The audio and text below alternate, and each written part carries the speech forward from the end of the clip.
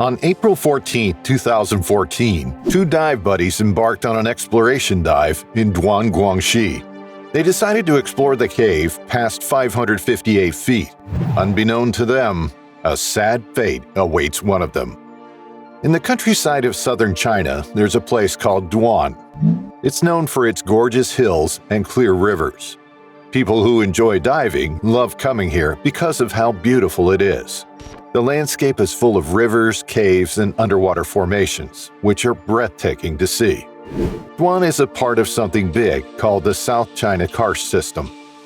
This huge system includes the areas of Guizhou, Yunnan, and Guangxi provinces, all the way to Vietnam. Because of its natural beauty and importance, it became a UNESCO World Heritage Site in 2007. The adventure of diving in caves in Dwan began a long time ago, back in the 1970s. It all started when some divers from Russia came to explore the underground rivers.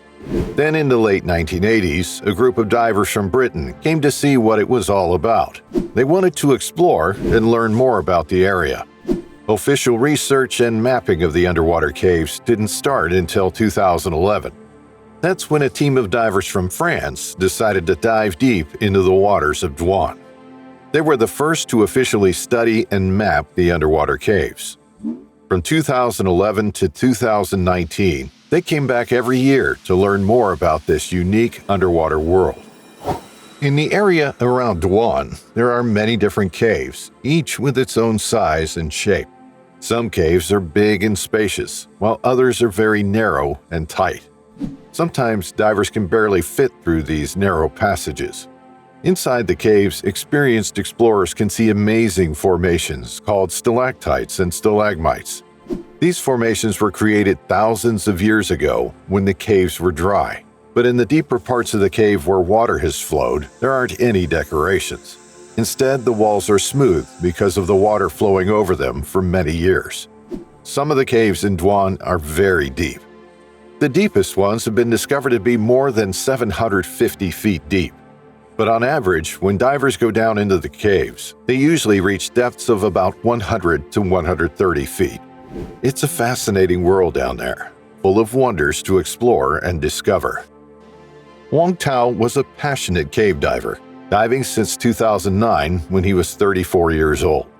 He held various cave diving certificates, including WUD Cave 2, UTD Cave 2, NSS CDS Full Cave, and GUE T1. Throughout his diving career, he explored over 200 caves.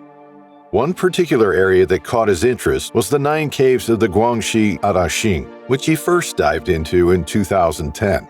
Over time, he made a total of 15 dives at this location.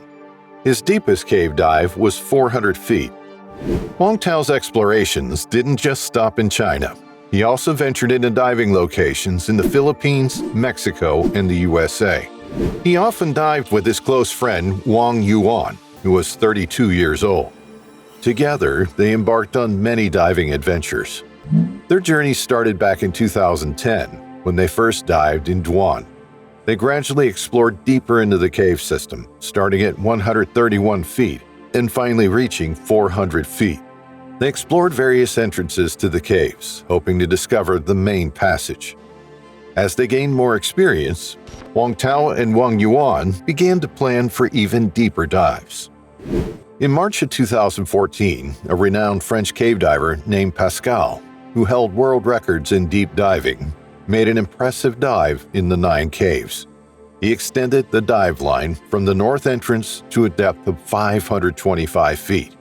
Upon hearing about this remarkable feat, Yuan sought advice from Pascal regarding deep diving.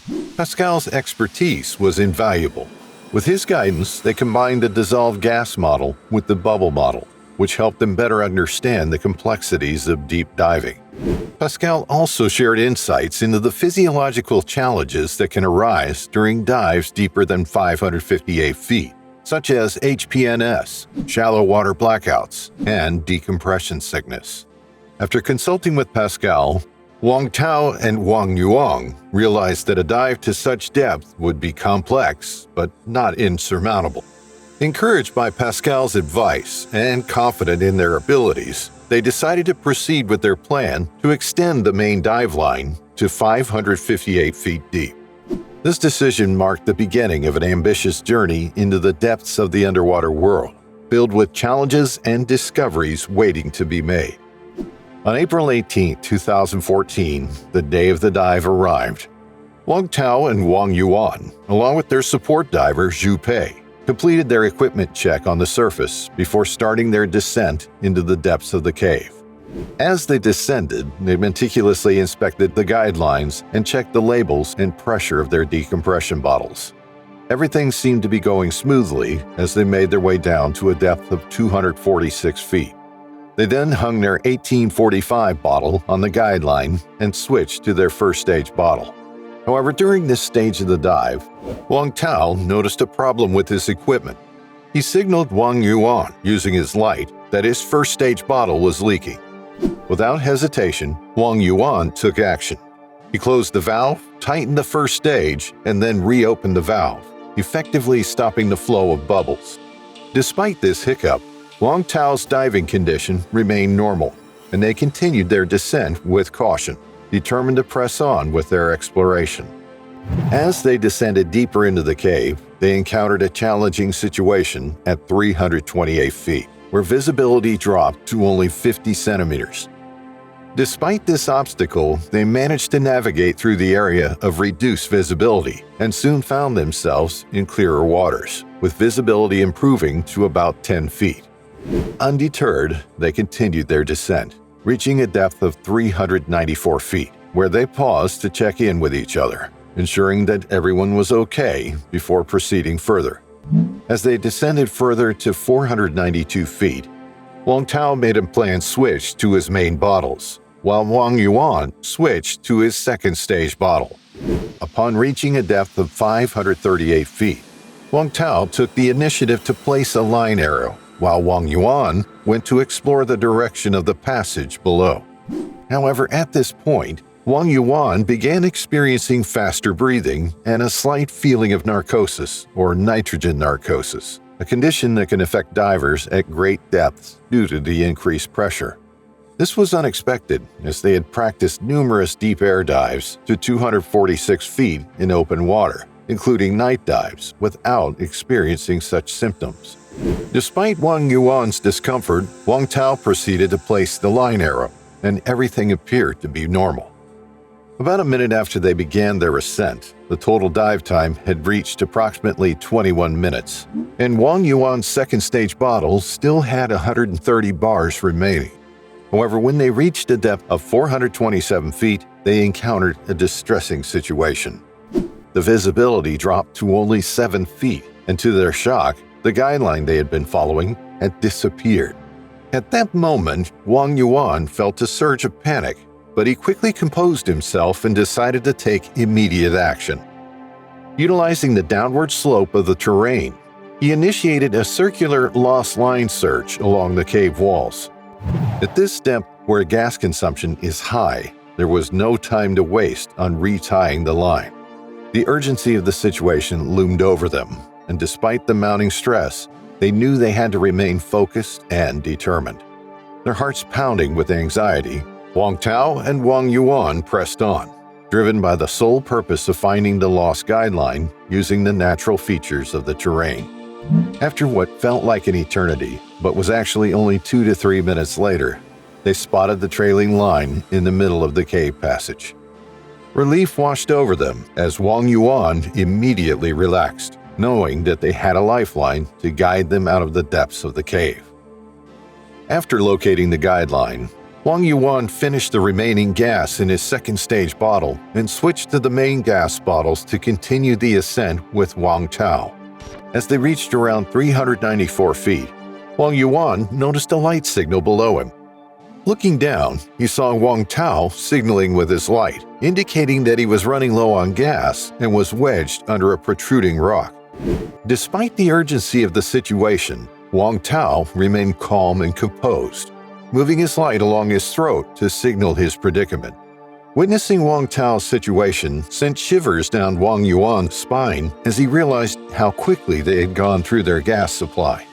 Without hesitation, Wang Yuan instinctively donated his primary regulator to Wang Tao and deployed the long hose to initiate gas sharing. Together, they began their ascent, with Wang Yuan closely monitoring his own gas pressure, which was now down to only about 130 bar. With the realization dawning on him that their gas supply could only support 2 stressed divers for a few minutes at this depth, Wang Yuan felt the gravity of the situation weigh heavily on him. Without delay, he signaled to Wang Tao to start ascending, receiving a calm "okay" in response. They began their ascent with Wang Yuan positioning the pressure gauge in front of his chest for easy monitoring throughout the ascent. Because there wasn't much gas left, he chose to go up quickly to 246 feet where they kept the deco bottles, then work on some issues. So they started going up faster using the rope. But the first bottles they needed were still far away, and he knew they had to move faster. He held onto the rope tightly with his left hand, looking up to avoid hitting his head on rocks, and kept Wang Tao close with his right hand. The gauge showing how deep they were went up fast too, and that's when he started feeling a bit dizzy. At around 295 feet deep, Wang Yuan gripped onto a rock with his left hand, while using the light in his right hand to check how deep they were and the pressure of the gas they had left. There were only about 40 bars of gas left, but they were close, about 49 feet away from the bottles they needed for the decompression process. They thought the danger would soon be over. But right at that moment, he turned around and saw Wang Tao drifting upward. He reached out to grab his friend, but he couldn't catch him. When he looked up again, Wang Tao had disappeared, and Wang Yuan's long hose was just dangling there. This happened in a split second, so fast you could hardly blink. He didn't see Wang Tao struggle or try to grab onto anything, not the rope, not the wall. Realizing what had happened, he grabbed onto the long hose and followed the guideline upward for about 33 feet, but he couldn't find his friend. Because they had limited gas and the water was murky, he didn't dare leave the safety of the guideline to search for him. At that moment, Wang Yuan's thoughts started to become muddled, and he felt like he was in a strange dream. He shut his eyes tightly, shook his head vigorously to clear his mind, and tried to breathe deeply. But the resistance to his breathing kept getting stronger. When he checked the pressure gauge again, he saw that there were only about 20 bars of gas left. Finally reaching 246 feet, he located the 1875 stage bottle. Without wasting any time, he twisted open the valve and switched to the new gas, then secured the bottle to himself. As he made the switch, the reality of the situation hit him hard. His closest friend, Wang Tao, had met with an accident. Suddenly, a deep sense of loneliness engulfed him, and he vowed to himself that he would find Wang Tao and bring him out of the cave safely. He quickly dimmed his light to see if he could spot Wang Tao's light, but the cave was eerily silent. The once familiar paths now seemed unfamiliar and twisted. Wang Yuan had explored this section of the cave from 246 to 279 feet deep 5 times before. But now he wondered, where could Wang Tao have disappeared to? He pressed on, searching every nook and cranny of the cave along the guideline for what felt like an eternity. Descending further along the line, he dimmed his light, straining his eyes to catch even a glimpse of his friend's light. With each passing moment, his thoughts grew hazier, but he made a conscious effort to keep monitoring the pressure and depth and to watch for any signs of oxygen toxicity. In his mind, he grappled with the possibility of losing consciousness, knowing that if he did, he would at least be with Wang Tao in the afterlife. At 295 feet, he stopped and looked around, trying to recall the moment of Wang Tao's accident.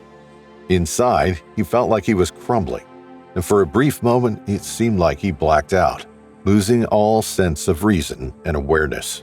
When the pressure gauge read 60 bars, his survival instincts kicked in, urging him to start a rapid ascent toward 164 feet.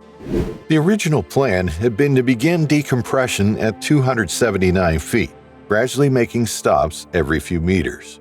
But now, in his state of distress, he couldn't stick to the plan. He skipped through all the decompression stops as if he had lost all grasp of rational thought. All he wanted was to tell Zhu Pei, the support diver, everything that had unfolded.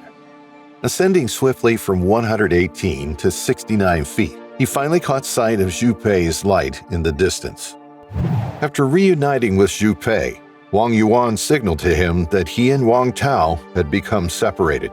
Zhu Pei was shocked and let out a loud cry underwater, unable to accept the harsh reality. Feeling overwhelmed, Wang Yuan turned away from Zhu Pei and descended along the guideline alone, hoping to pick up Wang Tao's trail. Seeing Zhu Pei again helped ease some of his nervous tension, but his mind was still racing with worry. About a minute later, at 69 feet deep, he suddenly felt like the rock in front of him was spinning. In an instant, he was overcome with dizziness and reached out to grab onto the rock, feeling as though his entire body was spinning uncontrollably. When he saw Zhu Pei returning, he grabbed onto him and explained that he was experiencing a problem. Zhu Pei began to take him upwards toward 59 feet, but a sharp pain in his leg joint served as a painful reminder of the situation. Wang Yuan realized that the rapid ascent had likely caused helium and nitrogen bubbles to expand in his body, leading to decompression sickness. Realizing the urgency of his situation, he knew he had to return to depth for decompression. Signaling to Zhu Pei, he guided him back down to 118 feet for the first decompression stop. As they descended, the pain began to subside, but Wang Yuan still felt dizzy and disoriented. Meanwhile, Zhu Pei continued his search for Wang Tao, refusing to give up hope. Wang Yuan signaled to Zhu Pei that he couldn't continue and asked him to keep watch over him. It dawned on him that his own demise was looming closer with each passing moment. He desperately tried to understand what had led to his current situation. Was it the rapid ascent that caused the expansion of bubbles in his body? Or perhaps was it oxygen toxicity? Or could it be inner ear compression disease, or IECD? He couldn't be certain, but he hoped that the deeper decompression stops might alleviate the vertigo. Unfortunately, the vertigo persisted despite their efforts. With Zhu Pei's assistance, they began to ascend slowly, making stops at 108 feet, 98 feet, 89 feet, and 79 feet, for about 20 minutes each. Finally, Wang Yuan retrieved the EAN 50 bottle placed at 69 feet. However, instead of finding relief, the vertigo worsened and he began to feel nauseous. Soon he was overcome with continuous vomiting, weakening him further. Despite his weakened state, he persisted in his efforts to regulate his breathing. Wang Yuan thought breathing too much oxygen might be making him sick, so he went back to using a longer hose to breathe a different mix of gases. But that didn't help, and he started having convulsions. He signaled to Zhu Pei to take him to a specific depth in the water where they needed to stop for a while. During the convulsions, he held on to Zhu Pei tightly because he felt like his life depended on it. He knew he had to keep breathing, and every now and then he checked how long they had been underwater and how deep they were. He knew that if they didn't take these planned breaks, he might die when they reached the surface. Zhu Pei indicated that he needed to go up to call for help, but Wang Yuan didn't want him to leave because he thought Wang Tao was already beyond help, and he felt like he was fighting for his life. Zhu Pei stayed with him as they slowly went up to the surface. Wang Yuan was so focused on breathing properly, following the guide rope, keeping track of time, and checking their depth that he forced himself to keep going despite feeling extremely weak. As they ascended, all the warm gas in his diving suit escaped, and he started feeling cold. He tried to add more gas to insulate himself, but the bottle was empty because it had gone up and down so many times. He was too tired to even switch the hose himself to get more gas into his suit. As they approached the 20-foot mark underwater, Zhu Pei assisted Wang Yuan in switching to pure oxygen, aiming to lessen the risk of oxygen-related issues. They also planned short breaks every 20 minutes to further reduce this risk. By the time they reached the 20-foot stop, Wang Yuan's mind was foggy. He was barely conscious, feeling as if someone was gently tapping him. Opening his eyes, he saw Zhu Pei checking on him, asking if he was all right through hand signals. Glancing at his watch, he realized that 10 minutes had already passed. However, moments later, he slipped back into unconsciousness, only to be roused again by Zhu Pei's shaking. This cycle repeated for about an hour. Slowly, Zhu Pei guided Wang Yuan toward the surface, where he briefly recounted what had happened. Zhu Pei then called out to bystanders for help and informed the authorities. Wang Yuan began to feel a sharp pain in his right arm, indicating the need for further decompression. Trusting Zhu Pei, he descended back to a depth of about 13 feet, where the pain gradually eased. They remained there for another 20 minutes before resurfacing. While the pain subsided, Wang Yuan still felt dizzy and nauseous. In total, their decompression process took approximately 150 minutes. Once they surfaced, Wang Yuan was carefully brought to the roadside with the assistance of concerned onlookers, where they awaited the arrival of an ambulance. Zhu Pei took the initiative to contact the local authorities, hoping to mobilize the French diving team, who happened to be present in Dwan at the time, to aid in the search for Wang Tao. However, due to the time required for gas preparation and other logistical concerns, the search had to be postponed until the following morning. That evening at the hospital, Wang Yuan recounted the details of the diving incident to the French team, providing insights and suggestions for where to focus their search efforts, specifically in the depths ranging between 164 feet and 262 feet. Following 2 sessions of hyperbaric treatment, Wang Yuan's physical condition began to stabilize, marking a positive turn in his recovery journey. At 9 a.m. on April 19th, the search and recovery operation commenced, spearheaded by Pierre, a French diver leading the team. As the first team descended, they swiftly reached a depth of 167 feet, where they discovered Wang Tao's lifeless body. Given the horizontal nature of the passage, it was speculated that Wang Tao might have been carried by underwater currents until he became wedged in this location.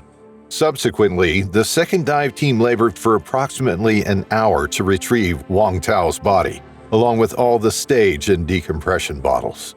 Wang Tao was found with his diving mask still on his face, the regulator out of his mouth, and his hands extended, indicating a lack of struggle. On the evening of April 19th, over a dozen of Wang Tao's close diving companions gathered to honor his memory, keeping vigil in his remembrance. The following morning, April 20th, Wang Tao's remains were cremated in Nanning, followed by a heartfelt memorial service. Members of the dive club paid their respects by laying flower wreaths or offering condolences, reflecting the deep bond within the diving community. We would like to thank you for watching this video. If you enjoyed watching, take a dive on the like and subscribe buttons and hit the bell icon so you get notified when we come back with another exciting cave diving story.